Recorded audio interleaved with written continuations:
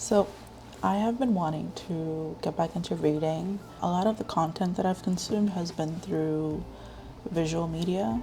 I love film, I love TV. The older I get, I want to take my eyes away from screens more and more. So I've been really trying this year to make it a point to read as much as I can. And the only goal that I've set for myself is to just read one book a month. I feel like that's doable. That might not be a lot for some people. For me, it's a huge commitment. Like, reading for me takes a lot of focus, and I have undiagnosed ADHD, like, for sure. It explains so much of my life and how I've functioned as a human being. And when I'm reading, my brain is constantly focusing on something else. Like, it's like there's like a TV on in my brain and someone else has the control. Like, I can't control it. I have no control over it. It's constantly flipping through channel after channel and something's always on. And sometimes it's really, really loud. Sometimes it's really, really quiet. And the quiet moments are when I can focus on something, but it happens so rarely throughout the day. Yeah, that's what it's like in my brain. It's a lovely time. I really enjoy getting into a book. Like, I love the feeling of being hyper focused into a story. Most of what I've read has been academic. Like, it's always been for school or college. I think the only thing I read on my own is probably like a bunch of like YA stuff back when I was like 18, 19. So yeah, I want to read for fun. We've finished book 6 and it's the end of June, so doing pretty good. Okay, so let's start with what I read in January. I read my first ever Agatha Christie novel, and it was And Then There Were None. I love me a murder mystery. I don't know what it is. I need to know who done it, and I need to know why and how. I would say that's actually one of my favorite genres. I also really love science fiction, sci-fi, fantasy. I think those are the genres I'm drawn to the most. I'm mostly a fiction reader because I need to escape this reality, but I do read some nonfiction here and there.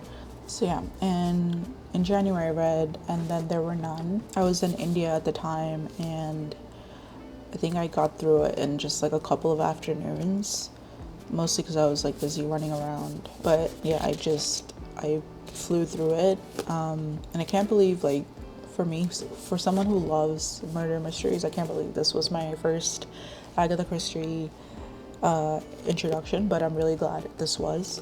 These group of people are invited to an island and they start dropping dead. I mean, that's interesting enough. Part of this kind of reminded me of The Menu, if you've seen that. It's obviously not the same story, but like, if you've seen The Menu, I feel like you might get the type of people that are invited to the island. They all have something they're either ashamed of or like something they've kept to themselves, like a secret. Yeah, really, really good read. Okay, so then in February and March, I read absolutely nothing.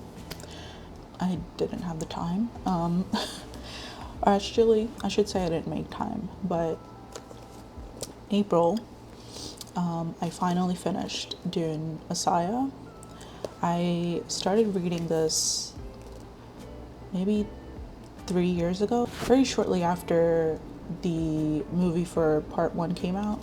I mean, it was 3 years ago, so I basically started over in April and finished it. This was kind of a letdown, a little bit, in some ways. And I don't know where I got the idea in my head that, like, oh, this is where the shit pops off, like, this is where the shit happens. because like so much happened in Dune. Dune is like jam packed with plot, and whereas I feel like in Messiah, it's just people having conversations and talking about what's gonna go down, and I don't know, it's just not Dune. It's not Dune. I did like it though. I did like it, and it does give a strong message about following a Messiah or having a Messiah and how it can affect like generations of people. Dune ends with the Holy War basically kicking off, and where the book starts, the war has already happened. It's been like 12 years, I think, and this is sort of like the ramifications. Like Paul as a character to me was so uninteresting. He was way more interesting in Dune. In this, he's basically Bran from Game of Thrones after he turns into the three-eyed raven, and he's just like devoid of personality. He's basically a shell, and every time I had to read his inner monologue, I was just irritated because he's just like, woe is me, the path that I have to go on, and there's nothing I can do about it. And he's just like in his head about it the whole fucking time. And actually, the most interesting part about the book is everyone else's like conversations and meetings and what they're plotting and scheming. And I guess I kind of get why Paul might have been written this way, because like it emphasizes the idea of a Messiah, and he's described and colored by each individual character's perception of him and by their motivation. He's just like a shell. He's kind of just a figurehead, and he's like not really his own person anymore. I don't know if Denis Villeneuve is doing any more films in this series. There's like a lot of books. I personally don't have the like motivation to go through the rest of the series, at least at this point in time, because this is like the end of Paul's story. So that was Dune, Messiah. Other half of April, I kind of cheated because because I was behind, so I picked a small book, this teeny tiny little book. It's A Room of One's Own by Virginia Woolf. And I'm gonna be so honest, I did not enjoy reading this. I did not enjoy it. I wanted to like this just based on the description of it, but the way it's written is like it's not made for an ADHD brain. And ironically, I think she might have had ADHD, because the way she writes is like talking in circles or just going off on tangents that don't relate back to her point, and it takes forever to make her point. And when she makes her point, it's something you already knew.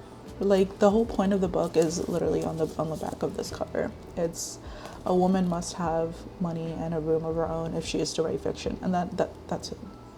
That's the whole point of the book. But I don't know. Maybe it's because she also makes like a lot of references to other writers and other pieces of fiction, and a lot of it I mean I haven't read, so I can't really relate. But again, it's just the way she's writing. She's kind of just like, it's like zigzagging and avoiding the point until she finally gets to the point at the very end of the freaking book, and it's this line. That's all it is. But after I finished, I went on to read the, I guess maybe 2 to 1 star reviews, and a lot of people felt the same way. They're a little bit meaner than I'm being. I'm glad to know that I am not crazy, and it wasn't for me.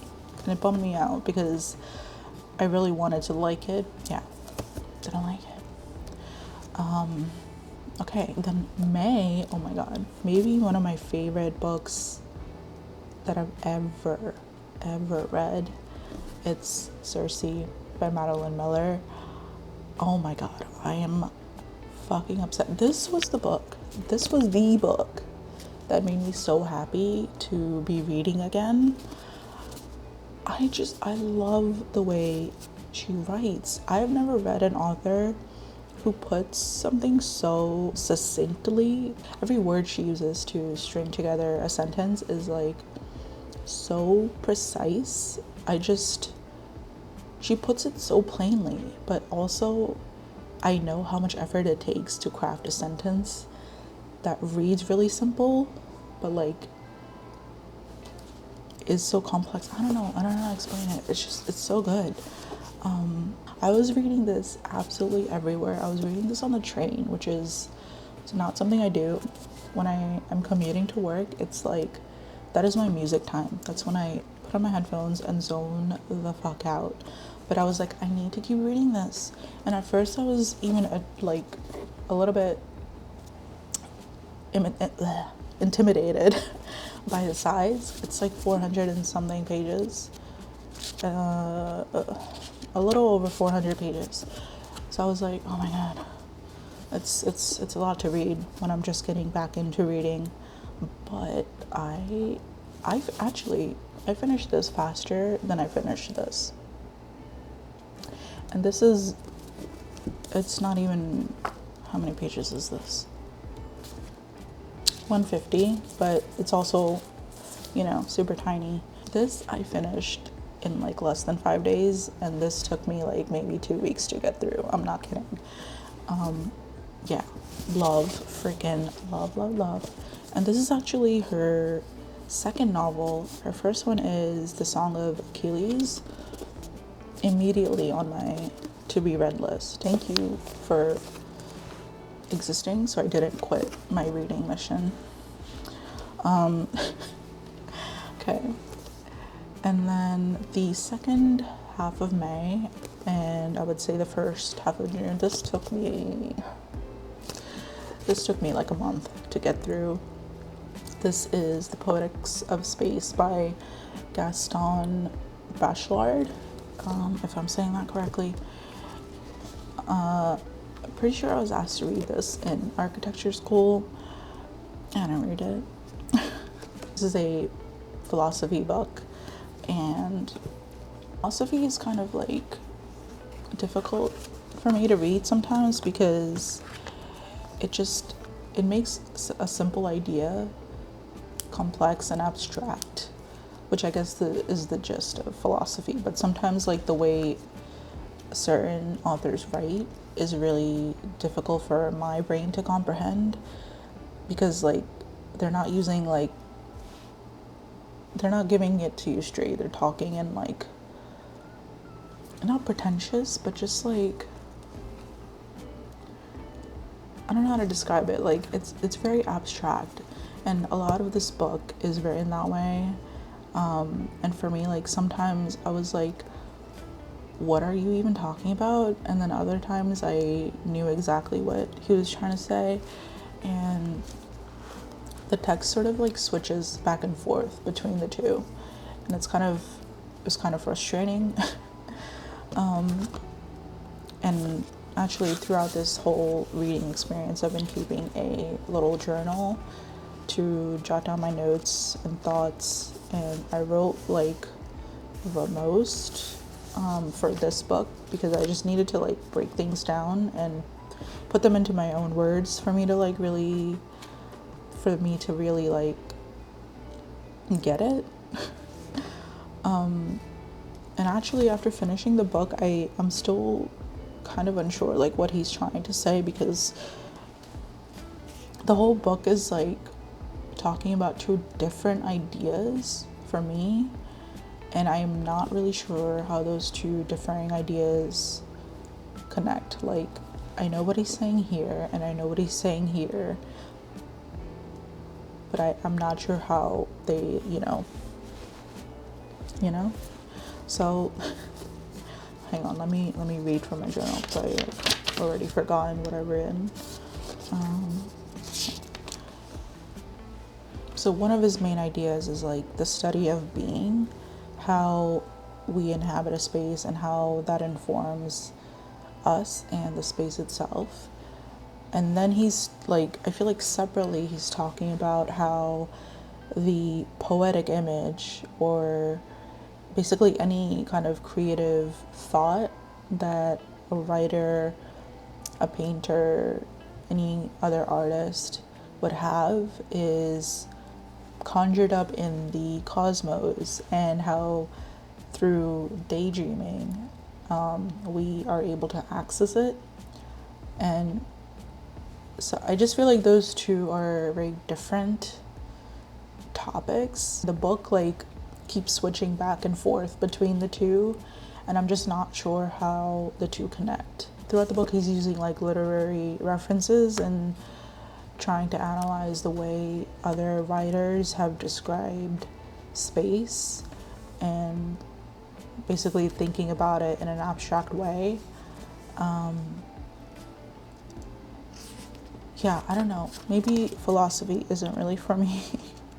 I feel like I understand the human experience way more when I'm reading fiction. And it can get really introspective. And it's easier for me to like dissect it in that way. The second half of June, this is also already one of my favorite books. And I also read this like within 5 days probably. So this is Drive Your Plow Over the Bones of the Dead by Olga Tokarczuk. I'm so sorry, I definitely butchered that, but so good. Oh my god. And also I just love the edition.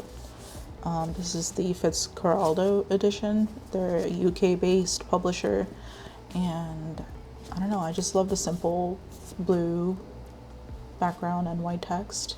All of their editions are either white on blue or blue on white, and I just like, I don't know, I love the simplicity and I love the shade of blue.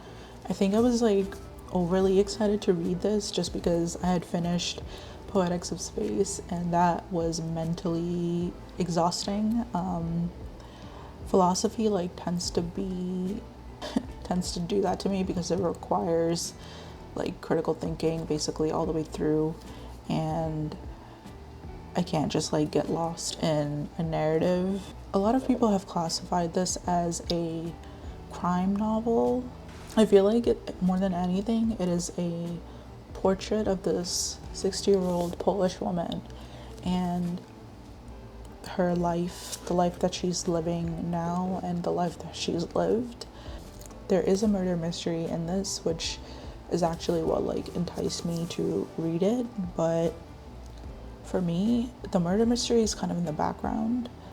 A lot of the book is just spending time with Yanina, that's her name. She doesn't like using her name, but yeah, I guessed the whodunit basically in the first chapter. And normally that would bum me out. I would feel that I spoiled it for myself. But again, the majority of this book, you are just getting to know this woman and all of her beliefs. And she is such an interesting character to get to know that not to say I didn't really care about the murder mystery aspect of it, but for me it was just like in the background, and I knew we would eventually come around to it. And boy, do we come around to it in the end. But yeah, she's just like, she's such an interesting character, and she is so 10 toes down, unapologetically who she is, stands up for what she believes in. A lot of this book covers animal rights and animal cruelty, sexism, ageism, and I feel like I completely align with her on her views. She's also really passionate about astrology, and she's just like, there's so many levels to her.